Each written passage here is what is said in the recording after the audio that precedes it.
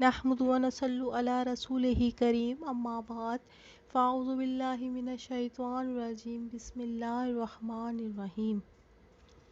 حضرت لقیط بن صبرہ اپنے باپ رضی اللہ تعالیٰ عنہ سے روایت کرتے ہیں کہ میں نے کہا یا رسول اللہ صلی اللہ تعالیٰ علیہ وآلہ وسلم، وضو کے بارے میں مجھے کچھ بتائیے۔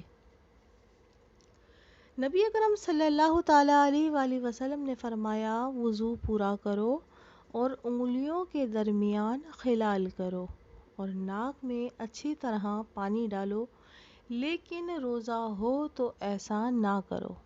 اسے ابو داؤد ترمذی نے روایت کیا ہے۔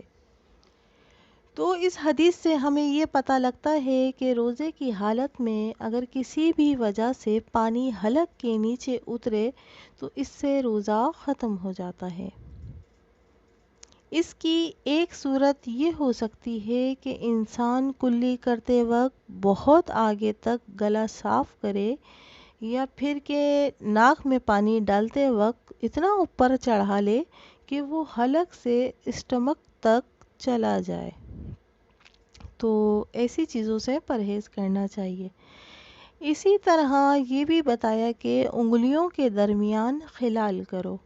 خلال اس لیے کہ وضو کے دوران انگلیوں کا بیچ کا حصہ خشک نہ رہ جائے۔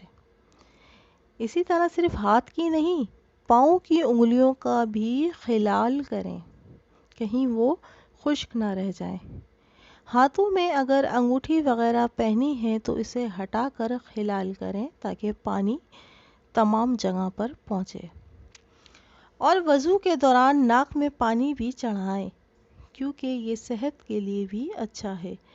لیکن روزہ نہ ہو تو روزے میں ایسا کرنے سے روزہ ٹوٹ سکتا ہے، کیونکہ ناک سے پانی حلق تک جانے کا ڈر ہوتا ہے۔